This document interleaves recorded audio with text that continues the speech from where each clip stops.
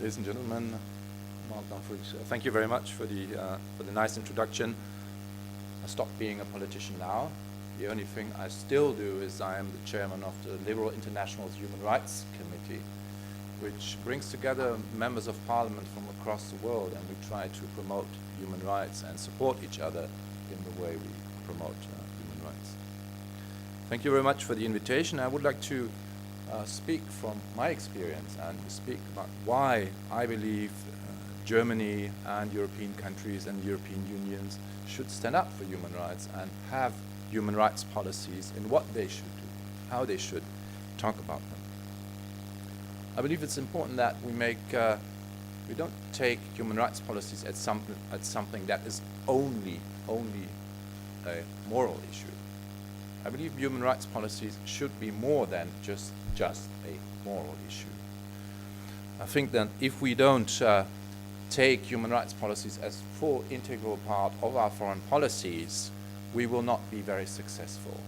I think it's very important to see human rights policy next to cultural diplomacy, to economic exchange, to scientific exchange. It is part of the foreign policy that Europe and Germany has with many countries across the world. That is very important because it means that also a minister for science or a minister for economics should address the issue. And it's not only one person like the commissioner or members of parliament that will address them. The whole weight of a government should be behind human rights policies, and that is why it's so important to understand human rights politics as part of government politics as a whole. But beyond that, I believe if we want to be successful in creating a globalization that is to the profit of all, or of many at least, of more than today, it is important that we take more people on board. It's not good enough to have politicians, members of parliament, members of government only. We need other actors. We need civil society to be on board for the fight for human rights, and we need big corporations, global corporations, to be also on board and take their share of the responsibility. Why in the first place should we talk about human rights anyway? I believe as Europeans, this is really, you made that very well visible when you were talking about Alexander Solzhenitsyn and what he went through and what your country has gone through, what this or part of this country has gone through under the communist era, but what we have gone through under fascism in Germany. And it is really in the bones, in the genes of our European history. Yes, we had communism, we had it all, so to say. And that is not true for all countries. I mean, Iceland certainly is a different story, but many European countries have in their history parts in their history where human rights were not put in the first place. And our history is a very painful process, which is not finished yet. If I look at Belarus, if I look at Ukraine, if I look at countries in the Caucasus, if I look at Turkey, it is not finished yet. But the pain it took to overcome situations where the individual was not respected should always be something that is pushing us to speak up for human rights towards countries where human rights are not respected at the moment. So it is an obligation from our history to speak up for human rights. And on top of that, what I have seen when I was traveling the world is that people, wherever I came, whether it was in America, in Asia, in Africa, they would say, what's a good thing about Europe? I would ask them. And they say, well, there's basically two things. First of all, you're pretty well off. Most of you have a decent life, you have schools, you have health and all of these things. And secondly, you're protected. Nobody's going to come and just take away the money you earned, or nobody's going to just simply put you in jail. If you go to a police station, well, you're not going to get beaten up. Usually, you have access to justice. It may all not be perfect, but if you look at it from China, it looks pretty good. Or other countries than China. So I believe that it is something that makes Europe attractive, and is something that where Europe has something to share with the rest of the world, because we have gone through such a painful process of coming to a place where the individual is protected. But beyond this, let's say, moral standpoint, we should also think of why it is in our very best interest. If more and more countries become democracies, and if more and more countries, the rule of law and the individual are respected. It's a great honor, President Constantinescu, to be on this stage with you. I was the spokesperson for my party when your country became a member of the European Union. And we had big debates. I mean, you will remember the debates we had about the rule of law in Romania.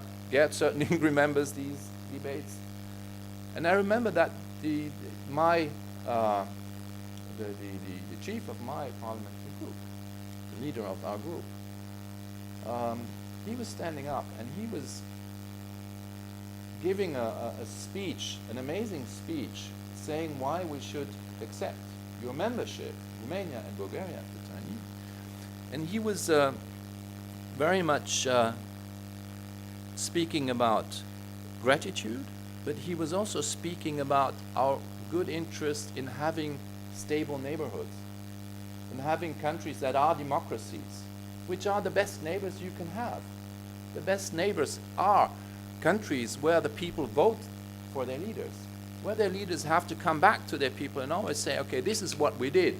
If you don't like what we did, vote us out. If you like what we did, please vote us back in again. And as most politicians know, you get elected again and again, and one day you don't get elected anymore. People will take responsibility from you and will demand responsibility. So the speech my party leader gave at the time was very much in favor of giving Bulgaria and Romania the benefit of the doubt, because it is in our very best interest to help you, to give you this, to open up the perspective of democracy and rule of law. And to be honest, if I look back now, and if I see what's happening in Ukraine, I'm so happy you're not in a situation like Ukraine. You or our Polish neighbors or other neighbors in Eastern Europe, where we had hot debates. I think it's fantastic that at the time you made the effort. Your people made the effort, your country made the effort to say, okay, we want to join this. And I believe it was a very wise decision of the other European countries to say, okay, we have some doubts on this or that question, but on the whole, we believe it is in our best interest if you join us in the club of democracies. So what I want to say with this is that it is in our best interest if the partners we have, if the neighbors we have, are democracies and are countries where the rule of law is implemented. That's why we have been so disappointed about the Arab Spring.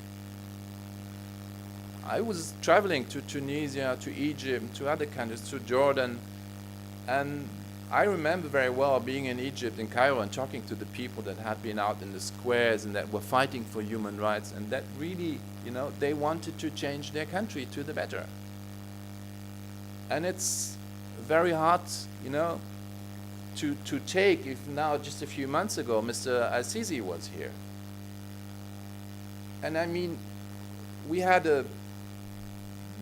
were speaking to him, and it's incredibly disappointing and painful to hear how he's speaking and to see what he is doing to his people, and how the hope for a better life and for a different Egypt has been destroyed and is gone for the moment. That's bitter to see for us, and it also is against our interest. How much easier it would have been to have a dialogue between the more Christian Europeans and the more Muslim Northern African world. How different would the dialogue have been between democracies, between societies that are free and open? It would have given a different quality to this intercultural dialogue. So I believe it's very important that we never forget how important democracy is in our interest. Well, I want to talk about Russia, Turkey. This is very, especially Turkey is really going to my heart, because I've been there so many times. We have so many people of Turkish descent living in this city, and it is so important to what is happening in Turkey to Germany. And they have been on such a good way for so many years, and the more disappointing it is to see what President Erdogan and his people are doing right now. But there's a different aspect beyond the dialogue, is that any government that will have dialogue with other government, will have political dealings with other governments. Any democratic government always needs the support of its people. If the German government is talking to the government of Saudi Arabia or the government of China or whoever, they will be criticized.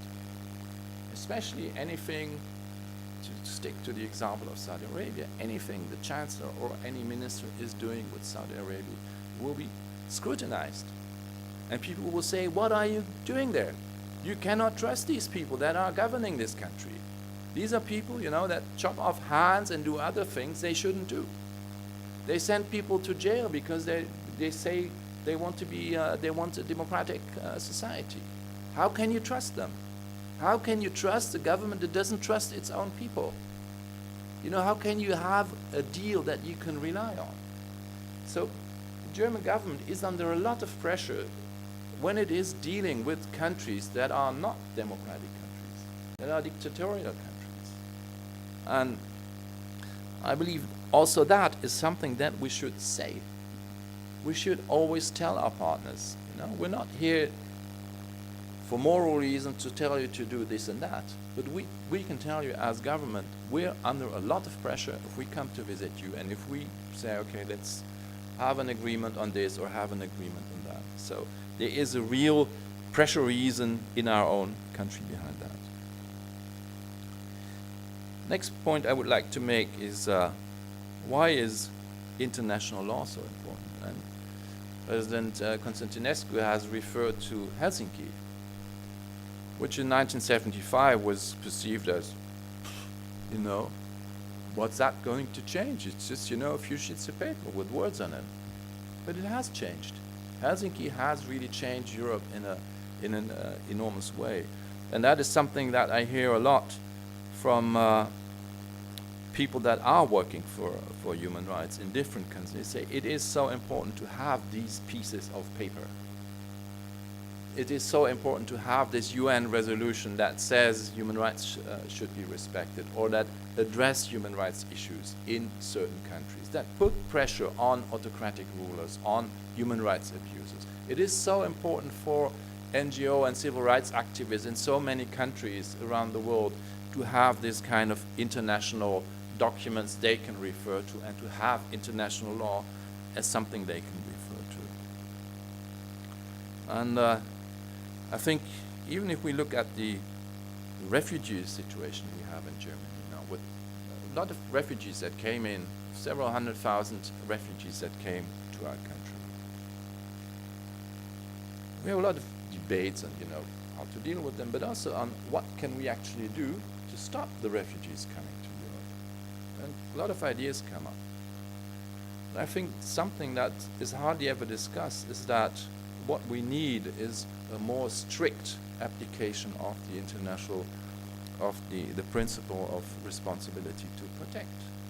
Because most of the people that are coming to Germany are not coming here because they believe they're going to be better off in an economic sense, but they are coming because they are fleeing a civil war situation. They are coming to Germany because their right to life and health is deeply infringed by the fighting going on in Syria.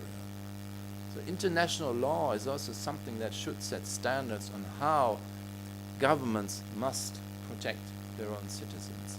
And this is a principle which needs to be enforced a lot more. Germany is by far not the only country that has refugees. So many countries have more refugees for many more years. And For all of these countries, it's of great importance that we fight the causes of people that flee their countries. And for the refugees themselves, even more, it is important that international community takes a strong stand on its responsibility to protect individuals if governments fail to do so. Last point I would like to make is about companies. Why are companies? Why do companies have a stronger obligation to fight and to protect human rights, to respect human rights? We have seen international trade grow in an unbelievable and unseen way since, let's say, the mid-80s, after Deng Xiaoping opened up China, and then with the fall of the wall and the Iron Curtain in 1990, globalization has picked up speed in an unprecedented way. It has raised incomes for hundreds of millions of people in China, in many other countries, mainly in Asia, not only, but mainly in Asia. So it is to the good of many people. It has helped to fight poverty, it has raised health standards for women and girls and literacy and so on and so forth. It has created a great deal of jobs in Germany. It has created a lot of income in Germany too. So there's a lot of people that have really profited from globalization. But we must also look at the downsides.